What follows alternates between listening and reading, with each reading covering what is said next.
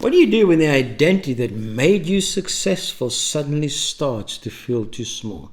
You're still competent, still respected, still performing, but inside something is quietly saying, this version of me is finished. Today I want to explore what happens when a leader reaches that strange, uncomfortable place where the old story no longer works, but the new one has not quite arrived yet. And I want to show you why this is not a failure. It may actually be the beginning of a deeper kind of leadership. Welcome. I'm Pietro Pazzi. After 30 years as an executive and having experienced my own deep identity transformation, I became a depth coach. I did this because I realized that for senior leaders, the hardest hurdles we face are never operational, they are psychological. Now, most people misunderstand that identity uncertainty moment. They think it is a confidence issue or a motivation issue or a sign they need a better productivity system, a sharper strategy, or another leadership framework. But often that is not what is happening. What is happening is identity transition. The way you have known yourself is changing. Now, and this can be deeply unsettling, especially for senior leaders, because so much of your life has been built around being capable, decisive, useful, and in control. There's a particular kind of loneliness that comes when everybody still sees you as successful, but privately no longer feel at home in the identity that success created. The title still fits on LinkedIn, but it no longer fits inside. Now, this is where Carl Jung becomes surprisingly useful. In 1913, Jung was already a highly respected psychiatrist. He had status, reputation, influence, and a serious place in the intellectual world of his time. Then, something in him came apart. He later described it as losing the myth he had been living by. In simple terms, the old story that had organized his life stopped making sense. And what he did next is what many leaders today are never trained to do. He did not simply push through as most would. He stopped. He paid attention. He treated the breakdown as his old identity not as shameful failure, but as serious inner research. That became part of the work later associated with in his the Red Book, where Jung recorded visions, inner dialogues, images, and encounters with parts of himself that did not fit his old professional identity. Now, you don't have to become you. You do not need to have a red leather notebook, although journaling does help. You do not need to start illustrating your dreams. But there is something very practical here. Jung did not rush to rebuild the old self. He listened for what was trying to emerge. And that is the leadership lesson we're going to be exploring.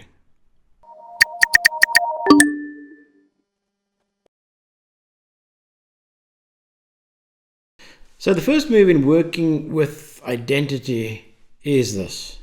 Realize a shift is underway and name the gap. Not publicly to everyone, not as a confession on the next leadership call, but honestly, somewhere safe, because there is a real in-between stage in leadership transition, in human transition. The old way of operating is no longer enough, but the new way has not yet become clear. That can happen after a promotion.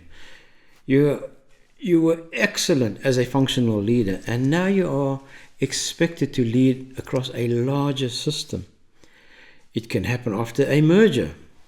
The culture changes, the politics change, the room changes.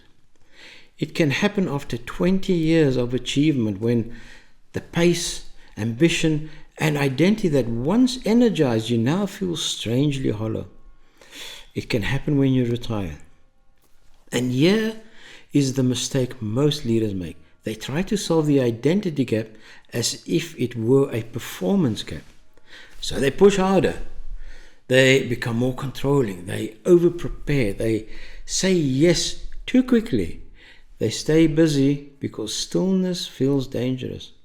But what if the discomfort is not telling you that you are broken? What if it's telling you that the old operating system has reached its expiration date? A leader might say, I just need to get my edge back. But underneath that, the more honest sentence might be, I don't fully recognize the way I'm leading anymore. That sentence is not weakness. It is accuracy, and accuracy is powerful. Because what you cannot name, you tend to perform around. You perform confidence, you perform certainty, you perform old roles. But the cost is high. You become impressive on the outside and divided on the inside. Naming the gap begins to close the split. It creates a little space between who you have been and who you are becoming. And in that space, something new can start to breathe.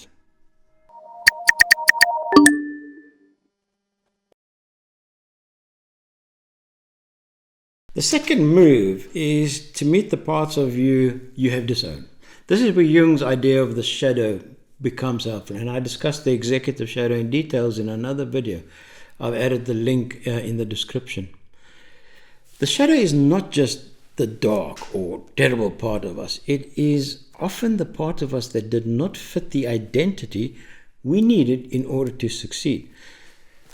For leaders, this is very real. Maybe you built your career on being calm, so you pushed anger underground. Maybe you became known as the reliable, so you hit the exhaustion. Maybe you became the strategic one, so you lost touch with your tenderness. Maybe you became the strong one, so you stopped admitting doubt, even to yourself. But disowned parts do not disappear. They go underground. And eventually they start influencing your leadership from below the surface. Anger becomes sharpness in meetings. Doubt becomes over-control. Need for approval becomes people-pleasing. Fear becomes micromanagement. And exhaustion becomes cynicism. And suddenly, you are not leading from choice anymore. You are being led by a part of you that were never allowed into the room. Now, here's a simple example. Imagine a senior leader who prides herself on being calm and composed. She never raises her voice. She's always measured. Everyone calls her steady. But under pressure, she becomes cold. People leave meetings feeling small. They are not sure what they did wrong, but they feel it. Now, on the surface, she might say, I'm just holding people to a higher standard. And maybe that is partly true, but underneath, there may be anger she has never given herself permission to own. The kind that says, this matters. I'm tired of carrying this alone. Something needs to change. When that anger is disowned, it leaks out as contempt. When it is owned, it becomes clarity. That is the difference. So shadow work is not about becoming endlessly self-absorbed. It is about becoming less dangerous under pressure. Because the more unconscious material you are carrying, the more likely it is to shape your decisions without your permission. A mature leader does not have fewer difficult emotions. A mature leader has more honest relationship with them.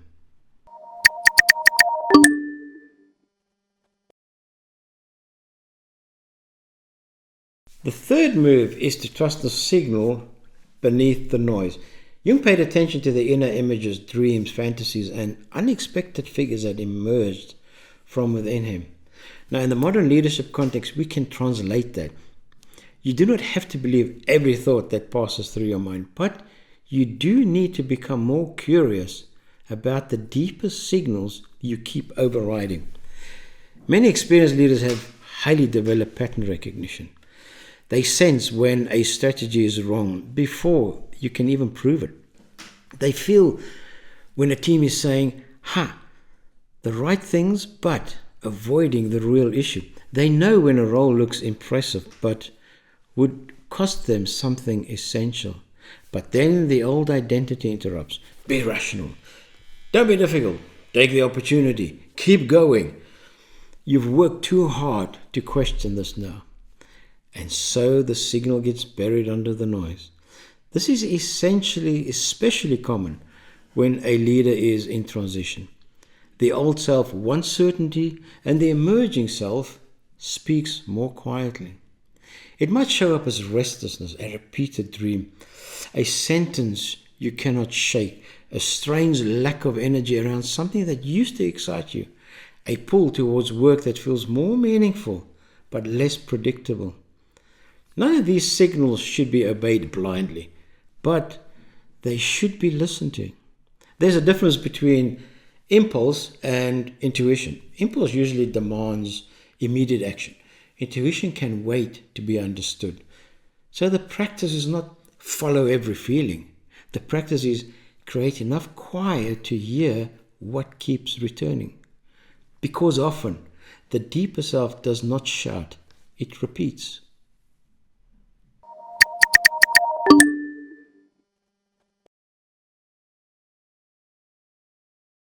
So what can you do with all this today? Now here's a simple practice. Take 50 minutes. No phone, no performance, no need to make it impressive. And complete these 3 sentences. The first one, the leadership identity I may be outgrowing is... ... The second, the part of me I have not wanted to admit is... ... The third, the signal I keep overriding is... ... That's it. Do not edit too much. Do not turn it into a strategy document or another performance thing that you need to do. Just tell the truth. Then look at what you wrote and ask, what would change this week if I stopped pretending I did not know this?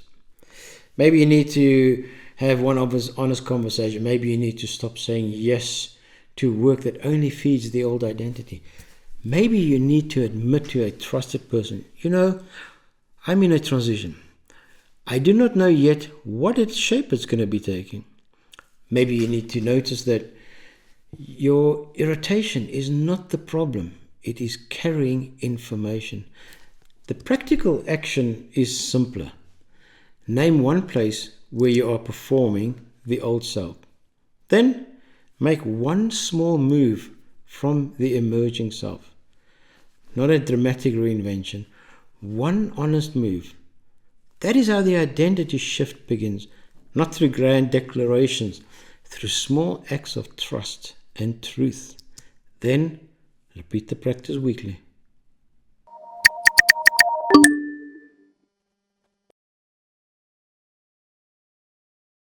Here's the deep truth. Sometimes what feels like losing yourself is actually losing the version of yourself that can no longer carry your life. And for leaders, this can be very frightening because the old version may have been very successful. It got you here. It earned trust. It built a career. It survived difficult rooms. So this is not about rejecting who you have been. It's about honoring that identity without being imprisoned by it. The leader you were may have been necessary, but the leader you are becoming may require more depth, more honesty, and less performance. Jung's lesson is not that every leader needs a breakdown. The lesson is that when the old story collapses, there may be intelligence inside that collapse. There may be information. There may be a new center trying to form. And the task is not to rush back to the old certainty. The task is to become available to what is emerging. Because the next chapter of leadership is not always about becoming more powerful. Sometimes it's about becoming more whole. And wholeness changes how you lead. You listen differently. You decide differently. You stop needing every room to confirm who you are. You become less reactive because you are less divided. That is the quieter kind of authority, but is often the kind people trust most. So, if you are in that strange place right now where the old identity no longer fits and the new one is not yet clear, do not assume something has gone wrong. You may not be falling apart. You may be being reorganized. So just a reminder, I have several free resources available on my website to support your leadership journey, and I link that in the description. If this spoke to something in you, I'd love you to subscribe, because on this channel, we'll explore leadership, identity, inner work, transition, and what it means to live and lead with more depth. And if you are a leader who has achieved a lot outwardly but sense something deeper is now asking for attention, I invite you to explore my leadership depth coaching at pietropazzi.com. You can also book a complimentary 30-minute exploratory chat with me. I trust you are going to do this transition as hot and crazy as possible. Thank you for watching this video, and I look forward to seeing you in the next video.